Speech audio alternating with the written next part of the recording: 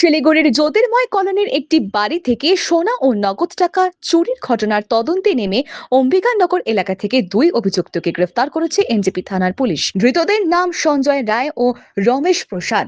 क्या आप माँ बनने का सपना देख रही हैं? एडवांस फर्टिलिटी केयर का अनुभव करें उस एक्सपर्ट टीम के साथ जिस पर परिवार भरोसा करते हैं, जहां होप बदलती है नई शुरुआत में।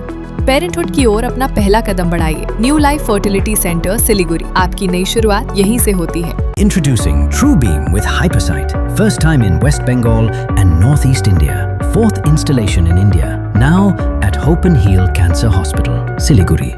পুলিশ সূত্রে জানা গিয়েছে 1 আগস্ট চুরির ঘটনাটি ঘটে। এরপর অভিযোগের ভিত্তিতে তদন্তে নেমে গতকাল দুজনকে গ্রেফতার করা হয়। যদিও এখনো পর্যন্ত চুরি যাওয়া সোনা ও নগদ টাকা উদ্ধার করা সম্ভব হয়নি, তবে চুরি করা সামগ্রী কোথায় বিক্রি করা হয়েছে সে সম্পর্কে তথ্য মিলেছে। ধৃতদের পুলিশের রিমান্ডে নিয়ে চুরি যাওয়া সামগ্রী উদ্ধারের চেষ্টা চালানো হবে। বুধবার ধৃত দুই অভিযুক্তকে জলপাইগুড়ি আদালতে পেশ করা হয়। গোটা ঘটনার তদন্তে পুলিশ।